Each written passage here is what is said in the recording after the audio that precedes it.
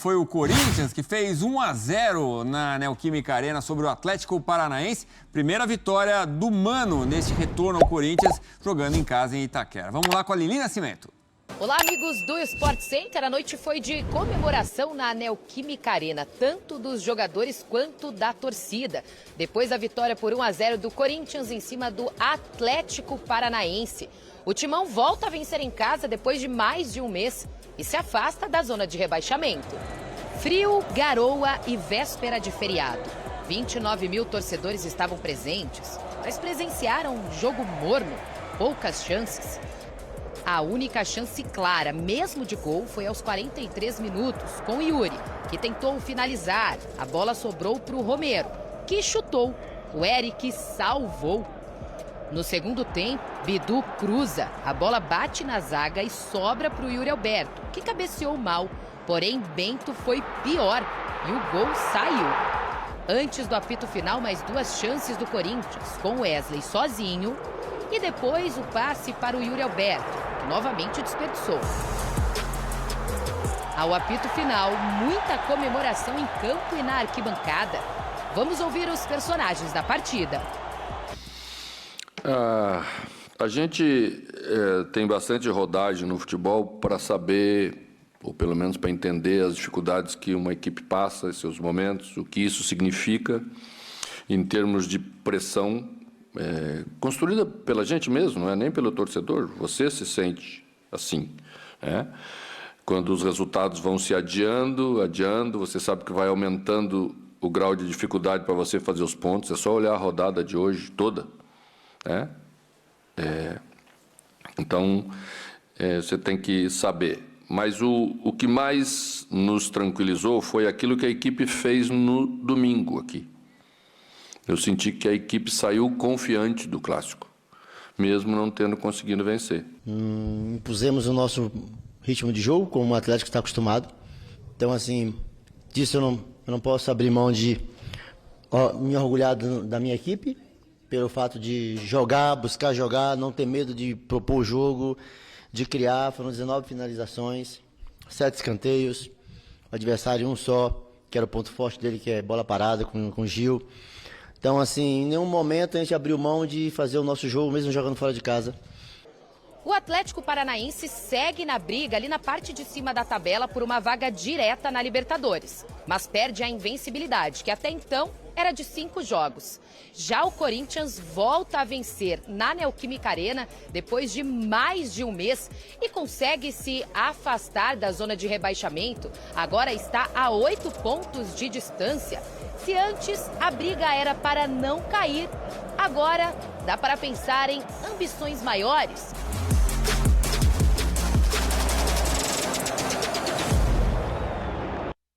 Tá aí, Antero, 3 pontos importantíssimos para o Corinthians. Como a Lili destacou, 8 pontos de vantagem para a zona do rebaixamento. Escapou? O torcedor alvinegro pode respirar aliviado?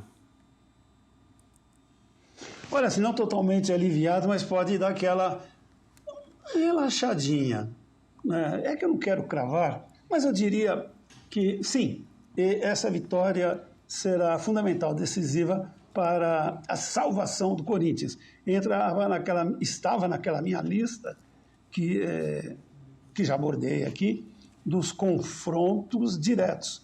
Domingo, desculpa, essa eu errei. Domingo era do Santos, que era o confronto direto. Até o finalzinho, ele estava esperando, acabou sofrendo um gol de empate, de pênalti muito polêmico.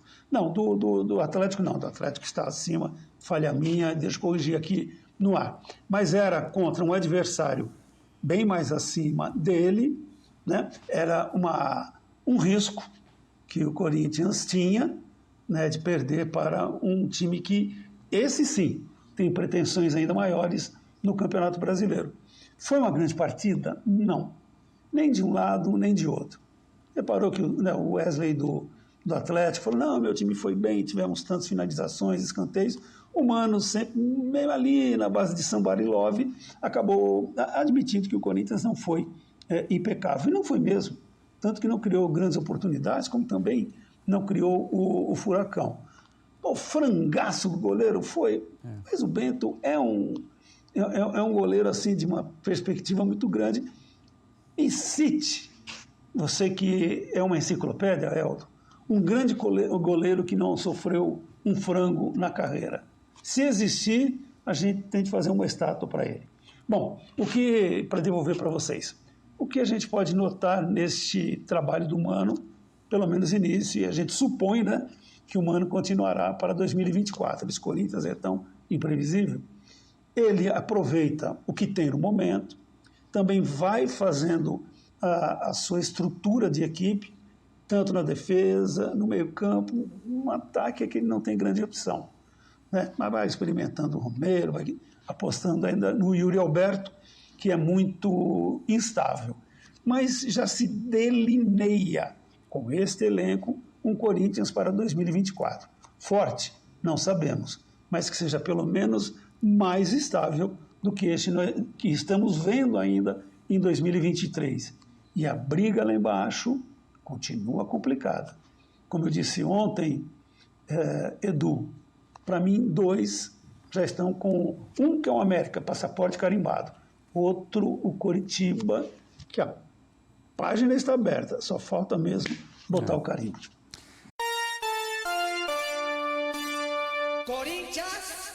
Jogar um pouco mais, correr mais certo, ser mais preservado. Mas esse fim de temporada não é bom. Eu estava dando uma olhadinha nos números agora. Desde que o Mano chegou, o Renato não começou um jogo. Nos últimos 6 jogos, o Renato só não começou um jogo, que foi contra o Fluminense no Rio. A hora que o Renato, sem o Renato, o Corinthians construiu 3-1, com um time um pouco mais pegado. A hora que o Renato entra, depois outras alterações acontecem, o Fluminense vai para cima e empata. Mas a sequência é de 5 jogos como titular consecutivos. O primeiro deles contra o Flamengo, ele saiu no intervalo. Nos últimos 4 jogos, ele teve pelo menos 70 minutos em campo. Não é o tipo de sequência que a gente está acostumado a ver o Renato ter, especialmente em fim de temporada. Tudo isso acho que ajuda a explicar uma queda de rendimento, que é natural, ao mesmo tempo em que ela é alarmante. Eu manteria o Renato para a temporada. O Renato deu uma entrevista recente, depois do último jogo, da última Zona Mista, falando que ele vai esperar até um dado momento. Depois ele vai começar a ouvir propostas.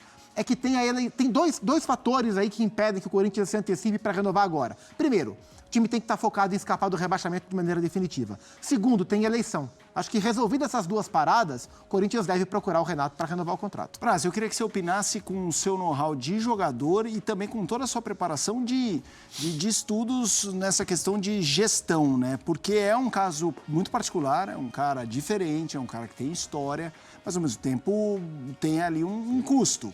Como Fernando Praz, se estivesse com este belo terno, tomando decisões, avaliaria o cuidado em se negociar que ele merece e, ao mesmo tempo, a precaução financeira que um clube precisa ter? Eu não vou entrar na parte financeira porque eu não tenho conhecimento sim. sobre os rendimentos do Renato e sobre a capacidade do Corinthians, sobre o planejamento financeiro do Corinthians para o próximo ano. Até que vai entrar um novo presidente, tem toda a situação. Mas, assim, primeiro, eu renovarei com o Renato. Porque tem jogadores que tu pode analisar por 6 meses, ok. Mas tem jogadores que têm um lastro e, assim, e não é privilégio, é benefício adquirido, é direito adquirido. O Renato tem isso. Então, assim, o Renato, tu tem que analisar o Renato por tudo que ele já fez e pelo que ele pode fazer, né? Eu ficarei com o Renato, ponto. Agora, tem que entender, o Corinthians, aí não é mais do Renato. O Corinthians tem que entender, se ele renovar com o Renato, o que ele espera do Renato. Não dá para renovar com o Renato e esperar que o Renato seja o jogador cerebral e a base do time do Corinthians, do treinador, né? Ele tem condição de jogar titular, óbvio, só que eu, se fosse diretor do Corinthians, eu me preocuparia em criar alternativas para o Renato. E o treinador também, não só como ter um meia para substituir ele ou para jogar com ele, mas alternativas de modelo de jogo para não centralizar. Porque, assim, o Renato tem a questão física, óbvio, todo mundo sabe. E hoje no Corinthians ele centraliza as jogadas todas. Eu, como adversário, vou fazer o quê? Vou botar um cara colado nele, né? Para não deixar ele jogar. Isso vai desgastar ele, vai cansar, vai travar o time do Corinthians. Por quê?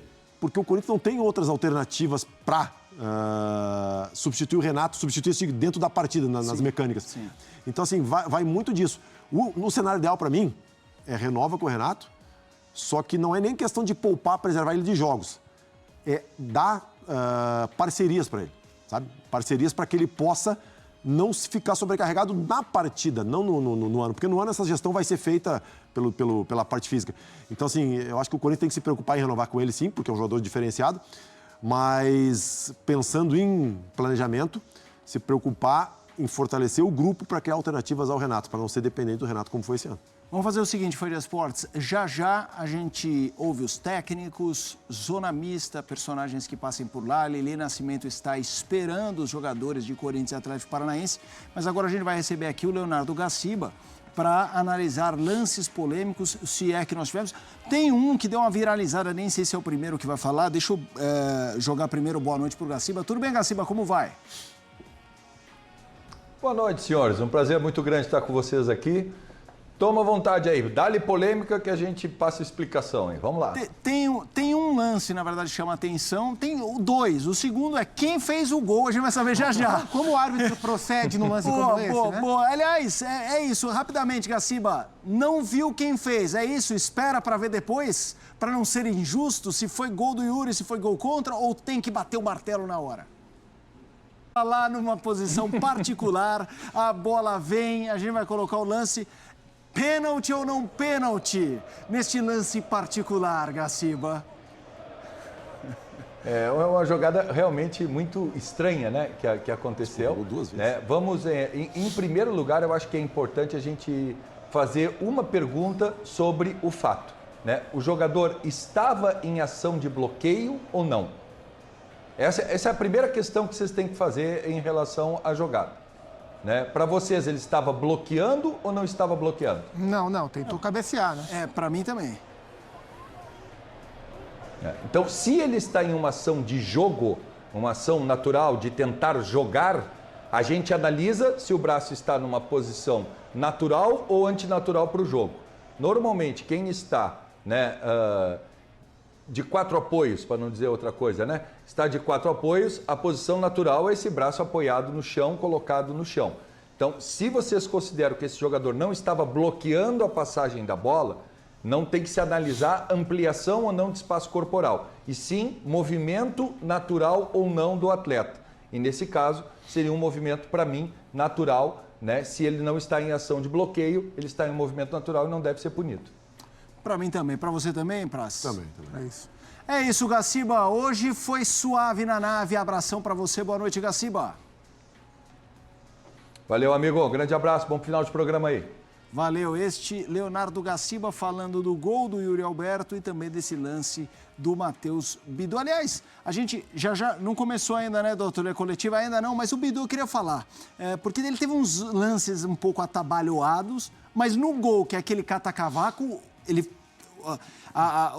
o plot twist, o turning point do lance é um desarme dele, né, E vamos lembrar que a escalação dele, ela é colocada em dúvida. O próprio Mano Menezes, na coletiva anterior, ele deixa claro a dúvida que todo mundo tem sobre o Matheus Bidu, né? Porque o Fábio Santos tomou o 3º amarelo contra o Santos, o Bidu é o único lateral disponível e na coletiva, pós-jogo contra o Santos, o Mano falou, vamos ver se a gente vai com o Bidu ou se eu acho alguma outra alternativa no elenco. Só tem 2 laterais e o técnico estava buscando uma outra alternativa, que seria o Caetano, que é um zagueiro canhoto para jogar e já trabalhou em base e tal, aberto pela esquerda. Ele vai com o Bidu, ele sempre dá susto, a bola, né, sempre dá aquele susto na torcida. Ele participou bem do lance do gol. Pouco depois do gol marcado, o que é que o Mano faz? Tira o Bidu, bota o Caetano paradinho, zagueiro canhoto, para não comprometer. Então, acho que os próprios movimentos do Mano já deixam muito claro a desconfiança que tem, não só de arquibancada, mas também no aspecto interno em relação... É muito importante ter a vitória dentro de casa, com a torcida nos apoiando. Sabíamos que ia ser um jogo muito difícil.